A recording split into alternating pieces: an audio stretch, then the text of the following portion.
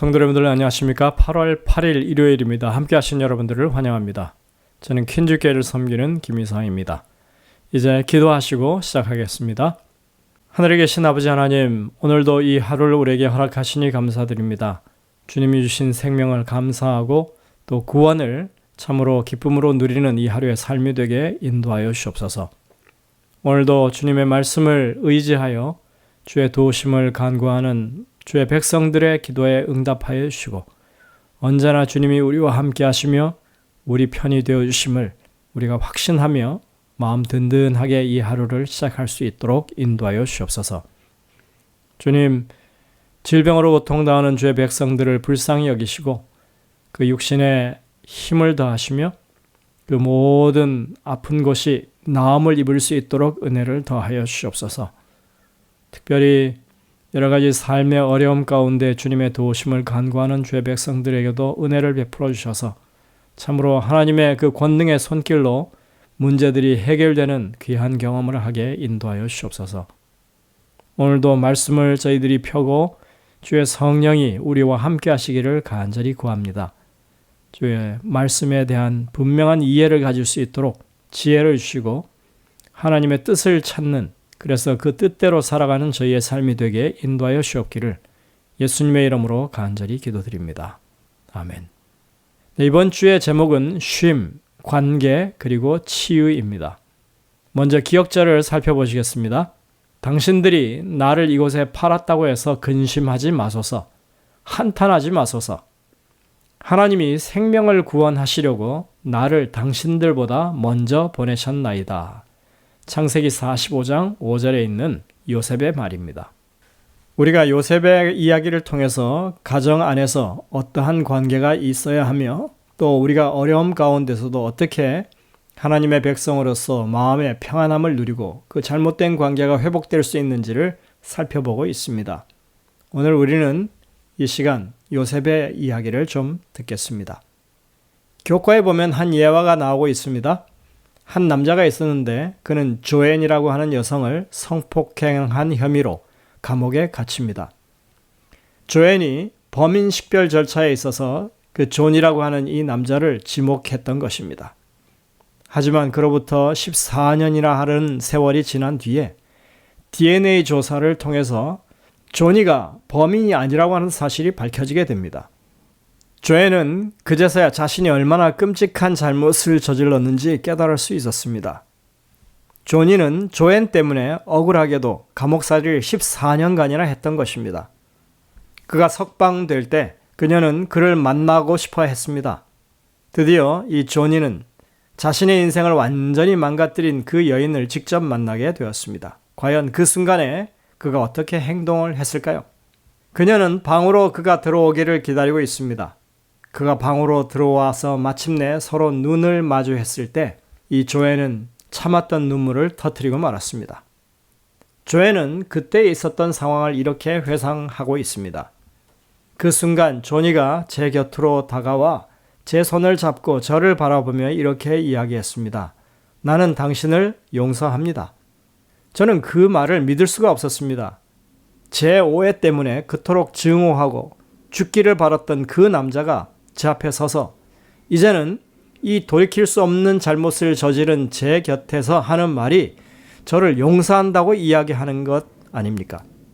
저는 그때서야 비로소 은혜가 무엇인지 깨닫기 시작했습니다.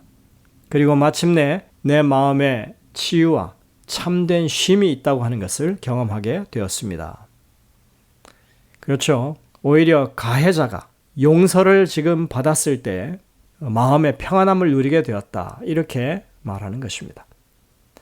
이번 주에 우리는 용서에 대해서 함께 살펴보면서 그것이 모든 인류의 쉼없는 마음에 어떤 변화를 일으킬 수 있는지에 대해서 함께 공부할 것입니다. 용서라고 하는 것은 쉽게 이루어지지 않습니다. 피해 당사자가 자신이거나 혹은 가족이라면 용서는 더더욱 쉽지 않은 것입니다.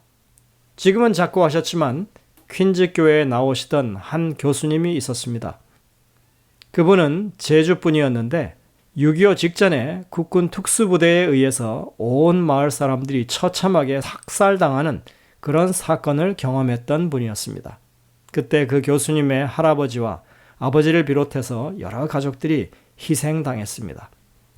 당시 어린 나이였던 그분은 그의 평생에 걸쳐서 자신의 가족들을 죽였던 그 원흉들을 찾아서 사실을 밝히고 어떤 형태로든 사죄를 받으려고 그렇게 노력을 했었습니다.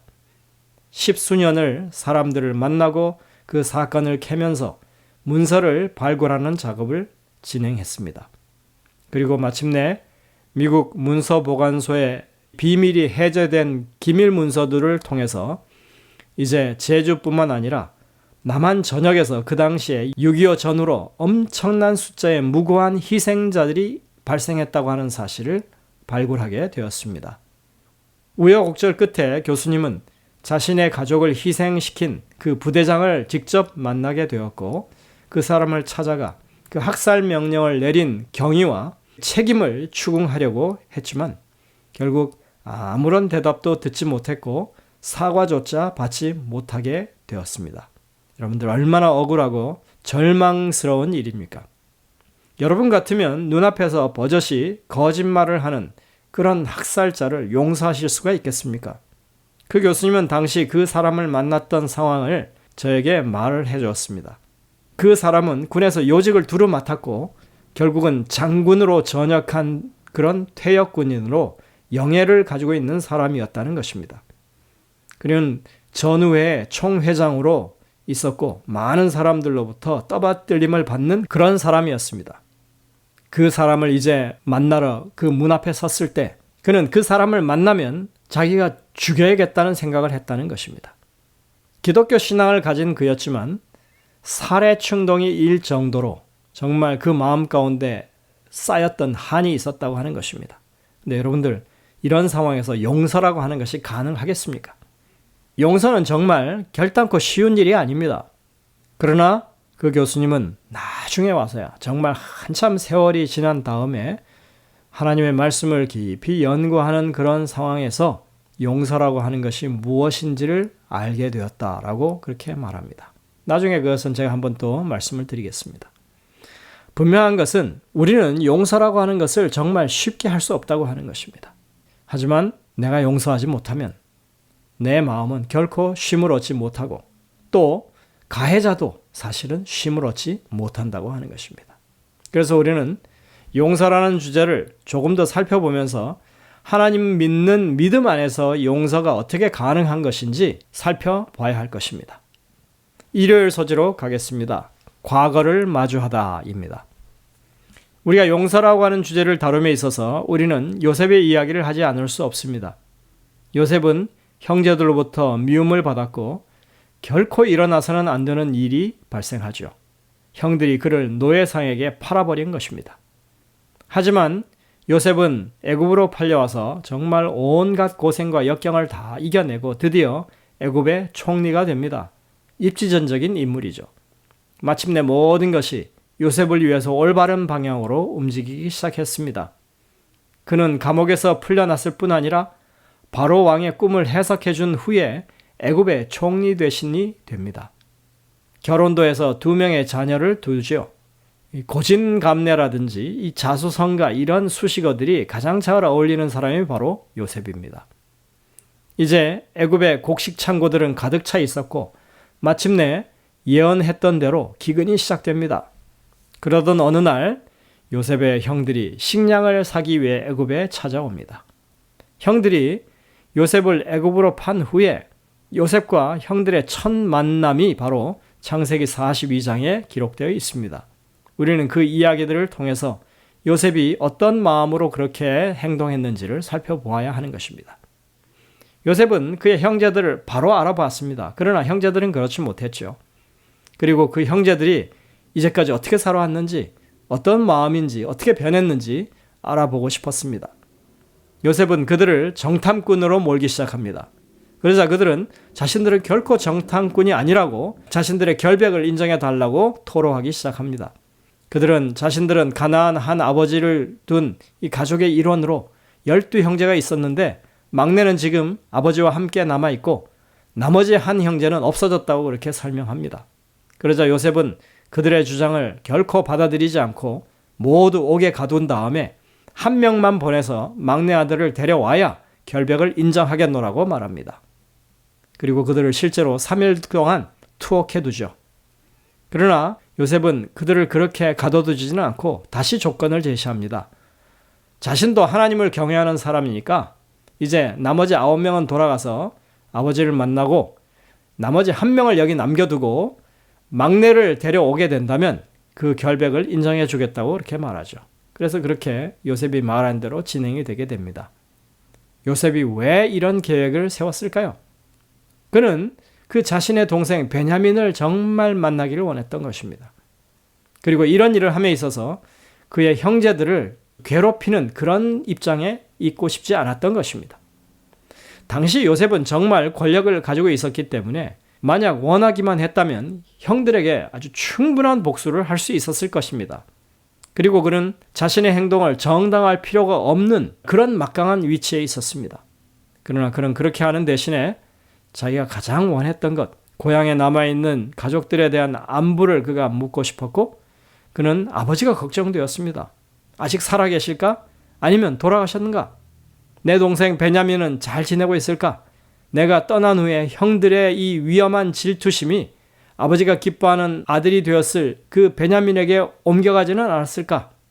요셉은 이제 그의 가족 중에 있는 연약한 존재들을 보살필 수 있는 그런 자리에 있었고 그래서 가장 먼저 그 일을 하려 한 것입니다. 우리가 맺고 살아가는 이 관계들 속에서 성경의 원칙들을 실천한다는 것이 쉬운 일은 아닙니다. 우리는 내가 권력을 가졌다고 다른 사람을 괴롭힐 수 없습니다. 하나님께서는 우리 모두들을 다 소중하게 보십니다. 돈이 권력인 세상에서 사람들은 그들의 추한 민낯을 드러냅니다. 여러분, 우리가 최근에 이 갑질에 대한 많은 뉴스를 접하죠. 땅콩 회항이라든지 대기업 총수 가족들의 이 갑질 논란이 괜히 있는 게 아닙니다. 사람들 위에 군림하면서 주변 사람들을 괴롭히는 그런 행위, 그게 가장 추악한 모습입니다. 돈을 좀 가졌다고 혹은 권력 좀 가졌다고 사람들을 함부로 하대하고 그렇게 자기 멋대로 하는 사람들이야말로 정말 못난 사람들인 것입니다. 예수님께서는 다른 사람을 학대하거나 무시하는 것을 심각하게 여기십니다. 마태복음 25장의 양과 염소의 비유에 읽어보시면 여기에 등장하는 이 두 무리는 우리가 주변 사람들을 어떤 태도로 대하느냐에 관해서 그 운명이 결정된다고 하는 사실을 말해주고 있습니다. 우리 모두는 예수님의 피로 산 그런 형제 자매들이기 때문에 법적으로 우리는 그분의 것입니다. 그래서 누구라도 타인을 학대한다면 그것은 예수님의 소유를 공격하는 것이 됩니다. 여러분들, 학대라고 하는 것은 그저 때림으로써 사람을 괴롭히는 그런 것만이 아니죠. 이 학대 속에는 정서적인 학대, 그리고 성적인 학대, 육체적인 이런 폭력으로 인한 학대, 이런 것들이 가정 내에서도 충분히 일어날 수 있고 현재 그것이 문제가 되고 있는 것입니다. 결코 그런 것들은 용납되어서는 안 됩니다. 이러한 문제들을 가정 내부적으로 조용히 해결할 수가 없는 것입니다. 예전에는 가정폭력이나 가정학대나 또는 근친상간의 문제가 집안일로 치부되고 쉬쉬했었지만 그러나 오늘날에는 그렇지 않습니다. 이 교회 목회자들도 이런 류의 일을 알게 되었을 경우에 그것에 대해서 매우 적극적으로 대처를 해야 하는 것으로 교육을 받습니다. 특히나 폭력이나 성범죄 등은 반드시 공공기관에 신고하고 그것에 대한 조처를 취하도록 그렇게 되어 있습니다. 그런 것을 위해서 특별 교육 과정을 이수해야만 하기도 합니다. 예전과는 확실히 달라진 것입니다. 그리고 이런 일은 실제로 목회자가 혼자 처리할 수 없습니다. 반드시 외부의 도움과 중재가 필요한 것입니다. 만일 여러분들이나 가족 중 누군가가 이런 문제로 고통당하고 있다면 반드시 신뢰할 만한 외부적인 전문가에게 도움을 요청하시기 바랍니다. 그것이 그 문제를 해결할 수 있는 좋은 방법입니다. 영감의 교훈에 보면 이렇게 말합니다. 예수께서는 무한한 희생으로 우리를 사셨습니다. 우리의 모든 능력과 영향력은 진정으로 우리 주님의 것이며 그분을 섬기는 데 바쳐져야 합니다. 이렇게 함으로써 우리는 그리스도의 보배로운 피로 죄의 속박에서 속량받은 감사의 마음을 나타내게 될 것입니다. 우리 주님은 언제나 우리를 위하여 일하십니다. 그분은 하늘로 승천하셔서 당신의 피로 산 사람들을 위해 탄원하십니다. 교회증언 3권 396쪽에 있는 말씀입니다. 여러분들 이 영감의 교훈을 오해하지 마시길 바랍니다. 이 말씀들은 그저 가정 문제는 영적으로만 해결해야 된다고 말하는 게 아닙니다. 우리가 이러한 문제에 노출되었을 때 우리가 절실하게 주님께 도움을 구하는 것 필요한 일입니다. 하지만 주님께 우리가 간구하고 탄원하다 보면 분명히 좋은 사람들과의 연결이 생기게 될 것입니다. 분명히 외부로부터의 그런 도움이 필요한 것입니다. 그것이 과거의 일이라 할지라도 정말 그 문제를 요셉처럼 직면하고 그것을 하나님의 방법대로 해결하려고 하는 그런 노력을 기울이는 사람들이 되어야 할 것입니다. 현실을 직시하고 문제 해결을 위해서 무언가 시도하는 것이 중요하다고 하는 것을 우리는 배우는 것입니다. 하나님은 여전히 우리를 도우길 원하시고 계시고 또 그런 대리자들을 활용하십니다. 여러분들 그런 문제들을 해결하는 데 있어서 용기를 내시길 간절히 바랍니다. 하나님께서는 반드시 우리를 도우시고 해결할 수 있도록 만들어 주실 것입니다. 함께 기도하시겠습니다. 하늘에 계신 아버지 하나님, 오늘도 주님의 말씀을 통하여 우리가 용기를 얻게 하시고 또 지혜를 얻게 하시니 감사드립니다. 요셉이 그 형들을 향해서 그렇게 관대한 마음을 가지고 정말 용서를 했던 것처럼 우리의 삶에서도 언제나 주님이 우리를 용서하심과 같이 우리 주변 사람들과의 관계가 그렇게 회복되고 서로 신뢰하는 관계로 만들어가는 그런 일들이 일어나게 인도하여 주옵소서. 오늘도 이 하루의 삶을 통하여 오직 주님께만 우리의 모든 신뢰를 둘 수 있도록 도와주시고 하나님의 도우심을 오늘도 크게 힘입는 하루의 삶이 되게 인도하여 주옵기를 예수님의 이름으로 간절히 기도드립니다. 아멘. 네, 여러분들 오늘도 주신 말씀들을 깊이 묵상하면서 주님의 음성을 듣게 되시길 바랍니다. 저희들은 내일 다시 뵙도록 하겠습니다.